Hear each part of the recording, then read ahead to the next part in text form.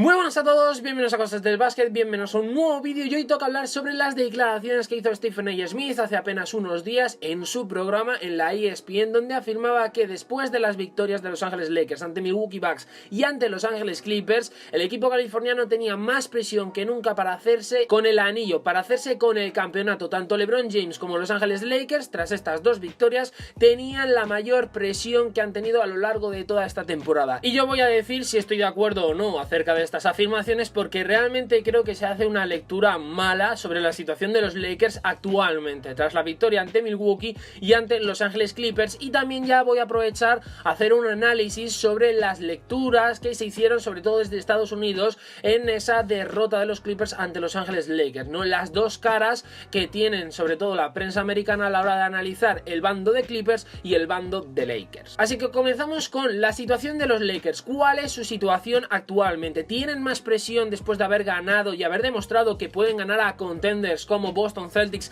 Milwaukee Bucks y Los Ángeles Clippers? Yo creo que no, yo creo que la situación es exactamente la misma. Los Ángeles Lakers ya de por sí, nada más traer a Anthony Davis y juntarle con LeBron James, ya tenían la presión de este año pelear e intentar traer a la ciudad de Los Ángeles el anillo que lo llevan sin ganar desde el año 2010. Yo creo que la presión sigue siendo la misma, o por lo menos debería ser la misma. Ya otra cosa es que se le añada presión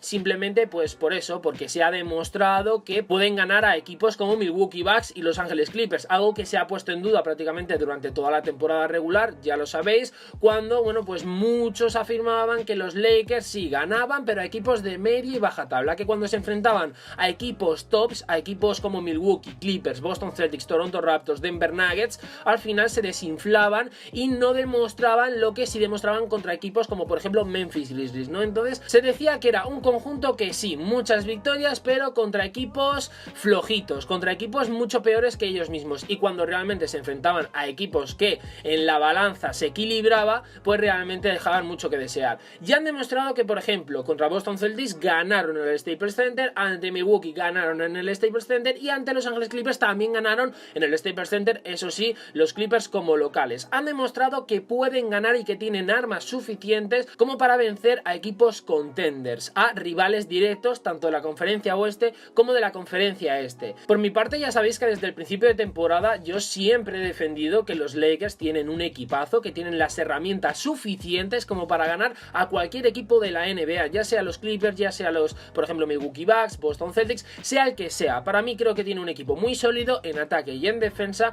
tienen un equipo que permite jugar con gran intensidad y están bien liderados, tanto por LeBron James como por Anthony Davis. Así que yo en ese aspecto no he tenido en ningún momento duda y ni siquiera me he cuestionado si los Lakers al final, el equipo que tenían, no le permitía ganar a contenders. No me lo he planteado en ningún momento. Pero sí que es verdad que me sorprende que mucha gente, sobre todo ya lo digo, prensa americana, llegue a afirmar que ahora como que han visto una nueva cara de Los Ángeles Lakers, ¿no? Han visto un equipo californiano totalmente nuevo que no se esperaban cuando es el mismo durante toda la temporada regular y que ahora sí son contenders, ¿no? Antes no, pero ahora sí. Después de las dos derrotas contra los Clippers no eran contenders, pero después de la victoria ante Los Ángeles Clippers sí son contenders. Yo realmente esto no lo comprendo, ni lo entiendo tampoco. Creo que los Lakers ya de por sí tienen, como digo, presión con el fichaje de Anthony Davis y sobre todo con la muerte de Kobe Bryant. O sea, ya sabéis que mucha gente exige a Los Ángeles Lakers, tras el fallecimiento de Kobe Bryant, que los Lakers ganen el anillo. Se les exige simplemente por, bueno, pues rendir tributo a Kobe Bryant, se lo deben,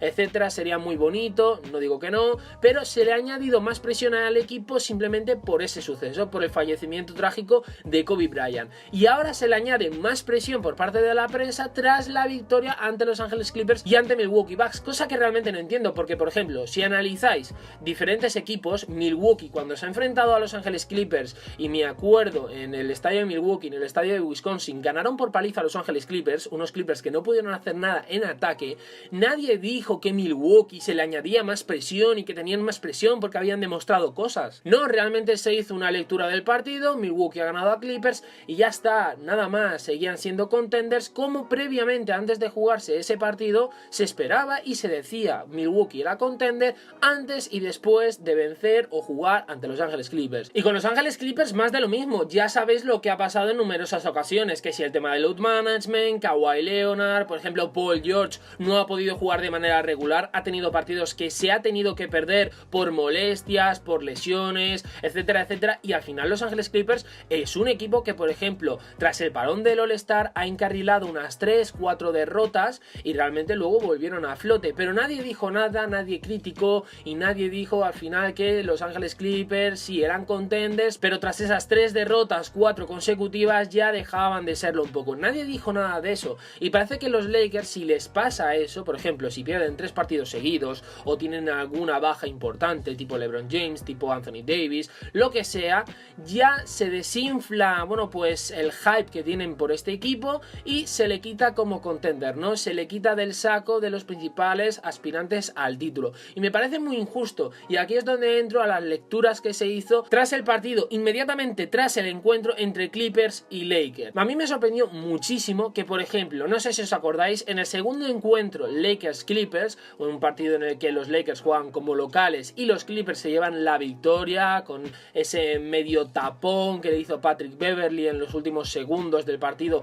a LeBron James, los Clippers ganaron y realmente lo que se dijo es que los Clippers eran increíbles porque ganaron a los Lakers y ganaron bien, dieron la vuelta incluso al marcador, un marcador que parecía dominado por Los Ángeles Lakers en ese encuentro, y por el bando de los dorados y púrpura se decía sobre todo que hecatombe, crisis, una vez más se demuestra que los Lakers no consiguen ganar a los Clippers, no tienen equipo como para hacer frente a Milwaukee, a Clippers, a Celtics, sí, están liderados por LeBron James y Anthony Davis, pero les falta algo, tienen un equipo menos sólido y menos compacto que los Clippers, menos completo. Y yo mientras dije que realmente la lectura que se debía de hacer es que al final estas derrotas contra contenders, contra rivales directos, al final son pequeños toques de atención para mejorar el equipo, mejorar la táctica, hacer numerosos ajustes o por lo menos los que sean necesarios para mejorar el juego colectivo del equipo. Yo dije eso y la prensa, repito, sobre todo americana,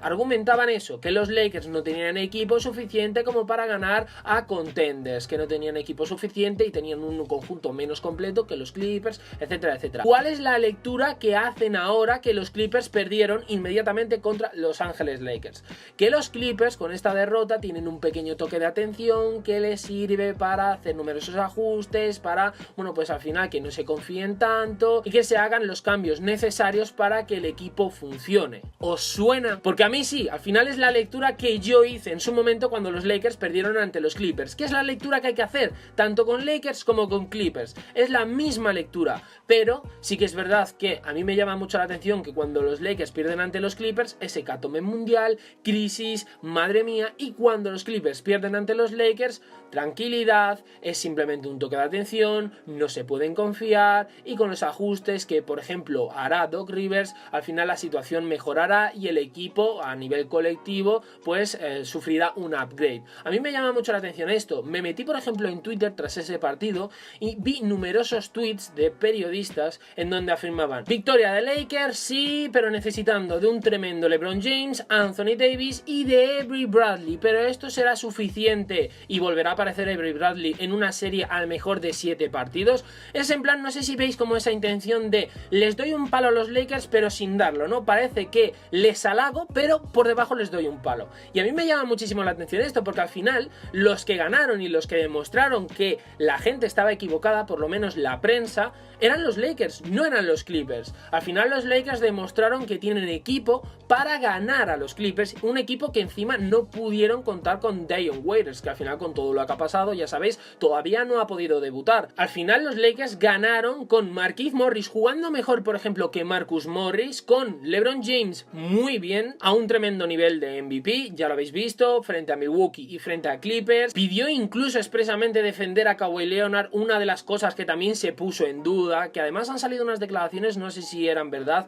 no lo he podido corroborar, de Kawhi Leonard, bueno, pues pidiendo que LeBron James le defendiera, que porque no podía, etcétera, etcétera. Pero repito, no sé si son falsas declaraciones, si son verdaderas. Al final a LeBron James lo que sí es cierto es que se le ponía en duda para defender a Jason Tatum, a Kawhi Leonard, etcétera, etcétera. Y en ese partido demostró, tanto con Kawhi Leonard como en el partido de Milwaukee Bucks ante Giannis Antetokounmpo, que está en plenas condiciones, que puede defender a cualquiera y que realmente si no defendía a Jason Tatum contra los Celtics o a Kawhi Leonard en el segundo partido contra Clippers es porque realmente su físico no se lo permitía por esas molestias en la ingle. Entonces realmente creo que los Lakers en ese último partido ante Clippers han despejado muchísimas dudas, pero el equipo sigue siendo el mismo. Sí, han traído a Markieff Morris, por ejemplo, han traído también a Dion Waiters, ya no tienen a Troy Daniels, han sufrido ciertos cambios, pero al igual que Clippers, y a mí me llama muchísimo la atención que la necesidad y la presión por ganar un anillo por el bando de Lakers es muchísimo mayor, o sea, multiplicado por 5 si lo comparamos con la presión que pueden tener los Clippers, que si al final todo el mundo argumenta que es mejor equipo, tendrán más presión, porque al final es el mejor equipo, o sea que más está obligado por colectivo a ganar el anillo. Y también Milwaukee Bucks. A mí me llama mucho la atención esto realmente porque Milwaukee, por ejemplo, tienen al MVP vigente, tienen un equipo que lo llevan construyendo durante muchos años y ya pues al final se le exige un anillo. Aquí hay que tener en cuenta, por ejemplo, que Milwaukee no es un equipo construido de la noche a la mañana como por ejemplo eran los Toronto Raptors de Kawhi Leonard, que sí, era un equipo sólido, pero tenía jugadores totalmente nuevos. Por ejemplo, Kawhi Leonard pasó un año y se fue, y venía de San Antonio, jugó un año, ganó el anillo y se fue. Realmente, por ejemplo, Milwaukee, Giannis lleva muchos años, Eric Bledsoe ya lleva más de 2 años en el equipo, Chris Middleton más de lo mismo, Brook López no es nuevo tampoco, etcétera, etcétera. Tienen algunas caras nuevas, pero rookies como DiVincenzo. Entonces realmente creo que, bueno, pues al final la situación de Milwaukee también sería un poquito para añadir más presión aún que la situación de los Lakers, que sí, tienen a Anthony Davis, tienen a LeBron, tienen a Kuzma, tienen a muchos jugadores y muy buenos, pero es un equipo que, como ya dije al principio de temporada, es un colectivo que tiene muchísimas caras nuevas si comparamos con el equipo que tenían el año pasado. Lonzo Ball ya no está, Brandon Ingram ya no está, Josh Hart ya no está, Michael Beasley tampoco está. Sí, han mantenido a Rajon Rondo, a Jabal McGee, a LeBron James, pero Anthony Davis es nuevo, Danny Green es nuevo, Waiters es nuevo, Morris es nuevo, sí, aquí meto en el saco los dos que han llegado nuevos, pero Quinn Cook también es una cara totalmente novedosa. Jared Dudley es también un jugador que no tenían el año pasado, y así podemos seguir sucesivamente. Por ejemplo, Avery Bradley, han mantenido a Kyle Kuzma, pero han traído a Avery Bradley, que es totalmente nuevo en el equipo. Entonces, como digo, al final creo que los Lakers están haciendo un trabajo espectacular, al igual, por ejemplo, que los Clippers, pero al final siempre lo he dicho, los Clippers lo tenían más fácil porque